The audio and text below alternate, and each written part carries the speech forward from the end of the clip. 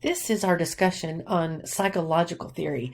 Now, this lecture discussion is going to be a little bit longer because I want to go into really more depth because the Akers and Sellers book doesn't really do the justice to psychological theories as they really need to be covered.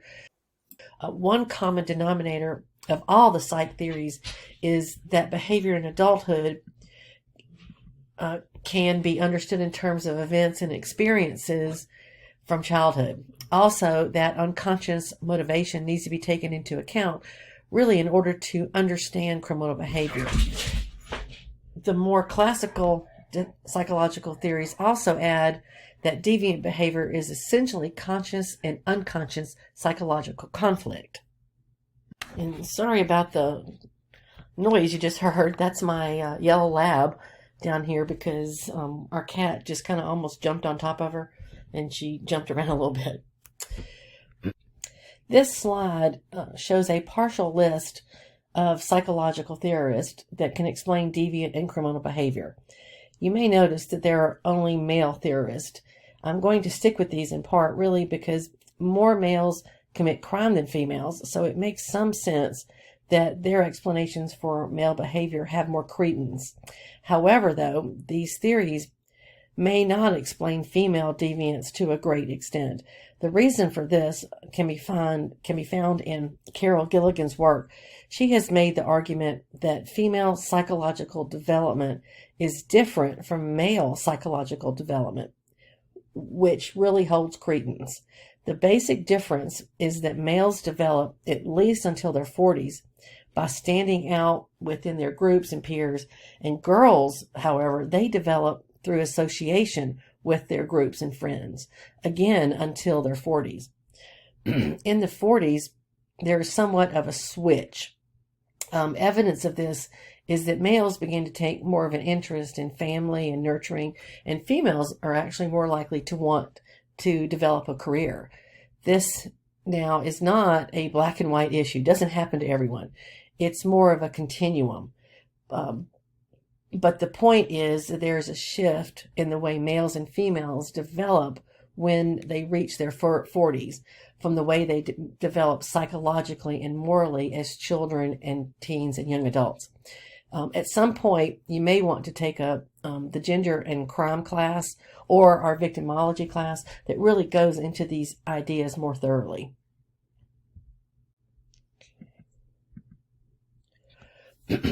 Isaac Ray. He is one of the early proponents of psychological causes of criminality.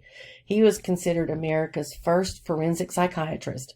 He began as a general practitioner in Maine in 1827. Eventually, he was appointed superintendent of the state hospital for the insane. His viewpoint was that people who committed crime were morally insane. Their brains worked most of the time in a normal way, but that there was something wrong with the part of the brain that regulated affective responses. He questioned whether we could actually judge these people guilty when they didn't know right from wrong and therefore really did not have the intent to commit a crime. His book, Treatise on Medical Jurisprudence of Insanity, was influential in the trial of Daniel McNaughton and the insanity defense that is used in many states today, the McNaughton Rule.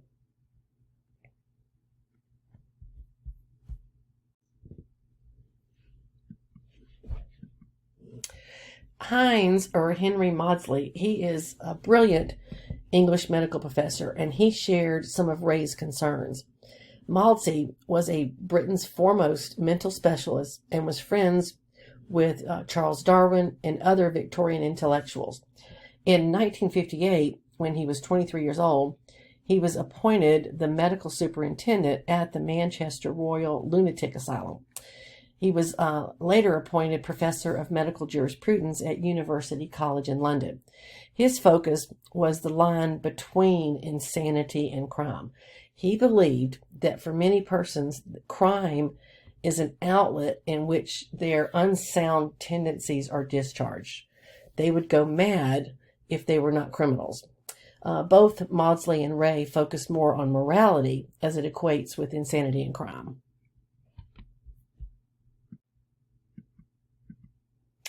This all changed with Sigmund Freud. Also, he had thoughts on criminal behavior. His major work started in a Paris hospital for indigents, particularly prostitutes who suffered from conversion hysteria. Now, conversion hysteria is when a person has a repeated behavior like an arm constantly moving. He found that once he discovered the childhood trauma that these women had experienced, the physical behavior would stop. He missed the fact, though, that it was actually the emotional release that released the trauma from the muscles that relieved the condition that they were experiencing. He believed it was unconscious motivations. In other words, he was saying it's all in the mind. And he believed that there were three possible causes for deviance, which includes criminal behavior. These three possible causes are overbearing conscience causing guilt, the superego rules, and being caught actually is going to relieve the guilt. The second is the weak conscience, unable to control your impulses, and so it leads to a weak ego. And the third is the need for immediate gratification. The id now rules. The problem with psychoanalysis is that it can take a very long time. Often people would see their psychoanalyst 4 times a week for 10 to 15 years. And something I can tell you, when I worked with clinicians, when I worked with juvenile sex offenders, you could never put a time frame on their treatment because individuals, they develop differently. They proceed differently within their treatment. So if you ever see a treatment for any type of disorder and they say, okay, this is 6 weeks, we're going to go through this, and this, that's inadequate. That is not a cognitively based treatment. So, continue on. Freud's patients, they often went on vacation with him. At the time, Freud's critics questioned the actual improvement following treatment and whether or not unconscious conflicts existed and could they be causal for adult behaviors. More recently, there has been support for unconscious conflict directly affecting this behavior. But even Freud said that unconscious patterns never go away. The individual just learns better ways to live with them. We might wonder if this is actually an explanation for the higher rates of recidivism. Freud's work actually changed the way doctors thought about deviant behavior at that time. Instead of the problem being a lack of good moral compass, eventually it was generally accepted that it was mental anomalies that caused aberrant behavior. So Freud set the baseline for studying human psychology.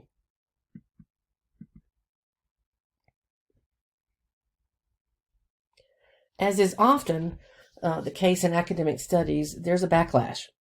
Lawrence Kohlberg, he developed the idea of moral development. Unlike Ray and Maudsley, who saw morality as a static characteristic, Kohlberg believed that just as children develop physically in set ways, that they also develop morally in more predictable patterns. He proposed 3 stages of development, with each having 2 substages. The pre-conventional, which is the reward orientation that's common to criminals and adolescents. The conventional, well, where we behave due to internalized value system of good and bad. And then finally, the last stage of moral development is conventionally, we do what's right according to universal and ethical principles. So critics will cite the two problems with this. First, if criminal behavior could be explained by a fixation at the pre-conventional level, then deterrence would work. And the majority of evidence really shows that it doesn't work. The other criticism for Kohlberg is that Kohlberg said that females never develop to the final stage. This is not a good plan. Now, Bowlby's maternal deprivation and attachment theory takes us back to the unconscious, although in a slightly different way. John Bowlby, now he was the 4th of 6 children who was brought up by a nanny, like other children were really in the upper class English families. When John was 5, his grandfather died. His mother was under the impression that parental attention and affection would lead to dangerous spoiling of children. So John didn't have her support for his grief when his grandfather died. So he was now sent to boarding school at the age of 7, which was very common for boys of his social class. But because of his experience as a child, he was sensitive to children's suffering. Now, Bowlby contends that a child needs to experience a warm, intimate, and conscientious relationship with either a mother or mother substitute in order to be securely attached. This is what leads us to attachment theory. It's not that a child has to be attached or experience this relationship with a mother, but it needs to be with a caring substitute, a caring guardian. So when a child is actually separated from the mother or even rejected by her, anxious attachment results. Now, anxious attachment, it affects the capacity to be affectionate and therefore to really develop the intimate relationships with others. Habitual criminals, for instance, according to Colbert, typically have an inability to form bonds of affection. There have been several studies testing this theory. We also see this when in any research in regards to serial killers and psychopathic killers. In one study, 113 middle-class children were observed at 1 year of age, and again at age 6. The researchers noted a significant relationship between behavior at age 6 and attachment at age 1. In another study of 40 children, they were seen at 12 months and then again at 18 months. These results concluded that anxiously attached children were less empathetic, independent, compliant, and confident than securely attached children were. So in other research, the quality of one's attachment correlates significantly with asocial preschool behavior, such as showing aggressiveness and really not being able to maintain a group contact with their peers. So Bowlby's attachment theory is especially important because recent studies have found that when bonds form between offenders and law-abiding people, the risk of recidivism decreases. There are several good books on Bowlby's attachment theory, and there's also some very relevant empirical studies on this if you're interested in more. And we'll actually talk more about the attachment theory later in class. Another theory is that criminals have lower IQs than other people. In 1914, Heinz Goddard, he was the research director of Vineland, New Jersey Training School for the Retarded. He examined intelligence tests given to inmates and concluded that 25 to 50% of people in prison had intellectual defects that made them incapable of managing their own affairs. His work was actually challenged when IQ tests were administered to World War I draftees. On average, their scores were lower than those of the prisoners in a federal penitentiary at Leavenworth. As a result of this study and others like it, IQ measures largely disappeared really as a basis for explaining criminal behavior. Another approach to understanding deviant behavior is the typology theory. This was designed by Hans Eisenecht, and he lived from 1916 to 1997. He claimed that all human personality may be seen in 3 dimensions, and those dimensions are psychoticism, which is aggressive, egocentric, and impulsive behavior; extroversion, which is sensation-seeking, dominant, and assertive behavior; and neuroticism. And this includes low self-esteem, excessive anxiety, and wide mood swings. He found that criminals will score higher on all of these dimensions than do non-criminals. And the second part of his theory involves conditioning. He posits that from birth, humans are rewarded for conventional social behavior and then punished for antisocial behavior. It is in this way that humans develop a conscience. He proposed that offenders become conditioned more slowly and appear to care little whether their antisocial actions even bring disapproval. He also suggested that extroverts are more difficult to condition than introverts, and thus have greater difficulty in developing a real conscience. Youthful offenders tend to score highest on measures of extroversion. He also found that individuals who are easily conditioned and develop a conscience therefore have a high level of cerebral cortical arousal. They do not need intense external stimulation, whereas a low level of cortical arousal are associated with poor conditioning ability and with difficulty to develop a conscience due to their need for that external stimulation. Okay, bear with me. We're over halfway. Now, Robert Hare's psychopathology checklist gives practitioners a way of identifying the potential offenders. Hare, who is a Canadian, is the chief proponent today of psychopathology as the theory of criminal behavior. He's the author of the most widely used measurement of the psychopathic personality, which is called the PCL-R, and the juvenile version is called the PCL-JV. And if you study any more about mental illness or the psychopathic personality, you'll hear a lot more about this test. According to Hare, the psychopaths are entirely self-centered social predators who, although they're capable of being charming, they can manipulate others for their own purposes, and they lack any real conscience. They don't feel guilt, they don't feel remorse or regret for their antisocial behavior, and if they do any harm to others, they don't feel guilt or remorse or regret either. He believes that psychopathic personality is formed through the interplay of biological and social factors, which are reading now is about biosocial theory. Hare doesn't claim that all psychopaths are criminal or that all criminals are psychopaths. He says that on average, about 20% of male and female prison inmates are psychopaths, and they are responsible for more than 50% of the serious crimes committed. There is a really good book that I actually discussed in class. I'm trying to make sure I just bring up the name.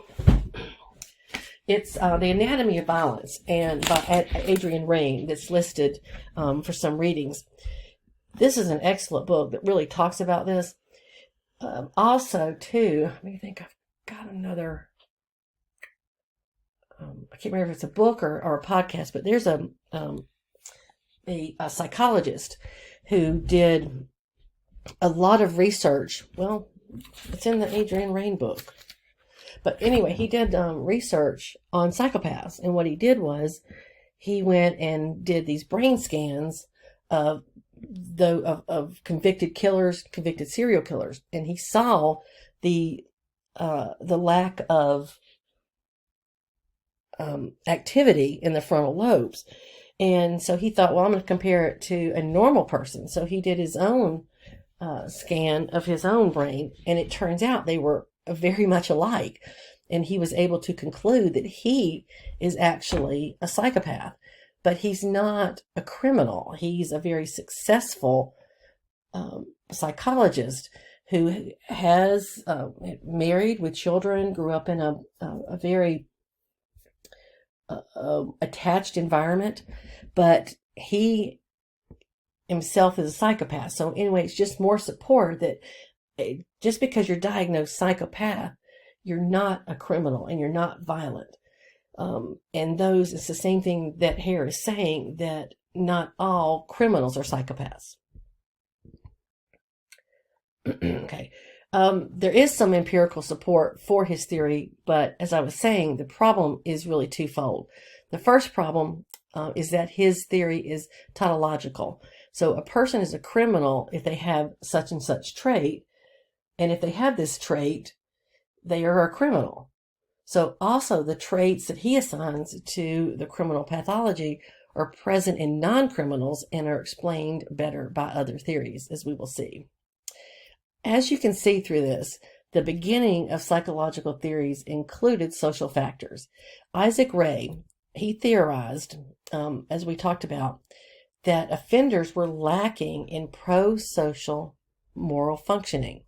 Maudsley added the idea that stressors from a person's life triggered the need to commit crime or go mad.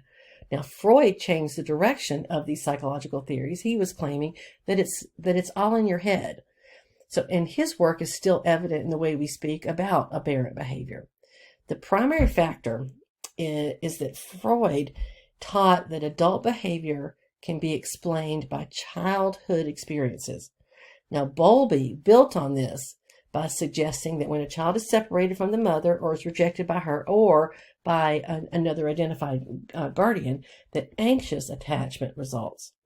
Now, anxious attachment affects the capacity to be affectionate, to develop intimate relationship with others, and to be empathetic.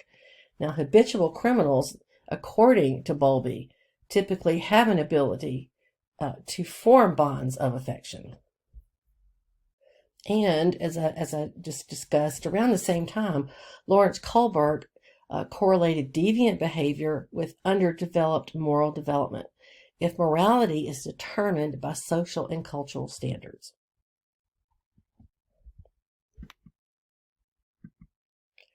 Alfred Adler and Seymour Halleck, they also connect deviant behavior to social factors. And this is what we talk about within our biosocial theory.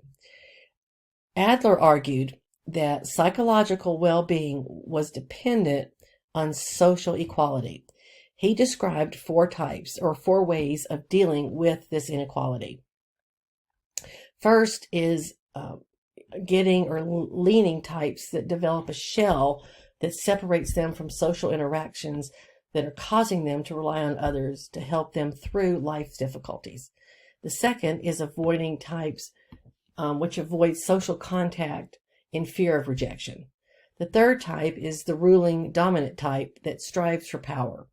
They're willing to manipulate to get their way. So this type is prone to antisocial behavior. Now, the fourth one is socially useful types. And these are those who are very outgoing and very active. They have a lot of social contact and strive really to make changes for the good. It is the ruling dominant category where we are likely to find offenders.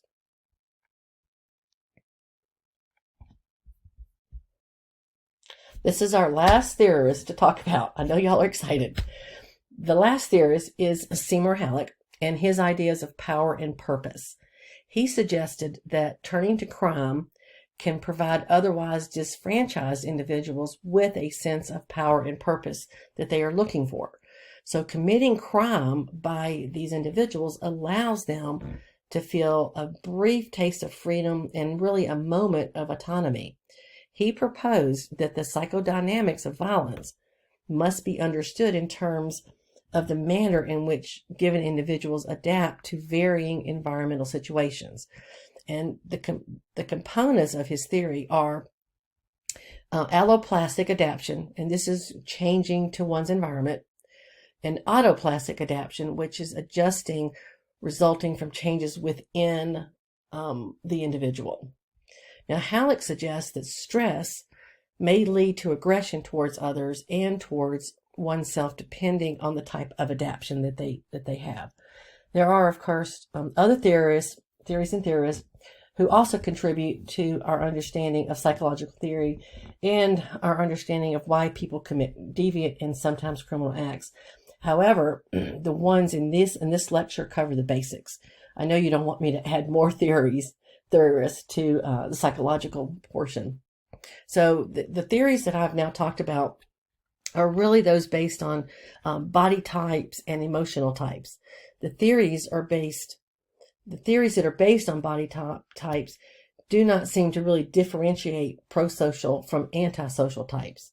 So I will talk some more about emotions and how they fit into theories of criminal behavior in other lectures. Last week, I already included a lot that came out of Chapter 5, but since that is part of your readings this week, I'm just going to really just kind of review what we talked about and maybe add a little bit more. In Chapter 5, Rain, he synthesizes evidence that morality is not only learned, but it is also supported by specific neural systems. He argues that deficits in these systems, especially when combined with adverse environments, raise the risk for antisocial and violent behavior. This is what we talked about last week, that Rain explores how morality has biological underpinnings. Brain scans show that certain regions, the ones that we looked at, such as the prefrontal cortex, anterior cingulate cortex, and the amygdala, are central to moral reasoning and empathy. When these regions function abnormally, individuals may struggle to feel guilt or understand the harm they cause others. Studies of psychopaths that we covered last week demonstrate that they show reduced emotional responses when imaging moral violations. This suggests that morality is not purely a learned social construct, rather, it's tied to measurable brain processes. The implication is that deficits in the moral brain can help explain why some people persist in harmful behavior despite social rules and punishments. So the key takeaways that I want you to understand from this chapter, along with the psychology that we talked about, the moral brain framework helps explain why some individuals struggle with empathy and control, especially after adversity. Risk is not fate. Supportive environments and targeted interventions can strengthen moral functioning. Neurocriminology adds depth to criminology, but must be integrated with social and developmental perspectives.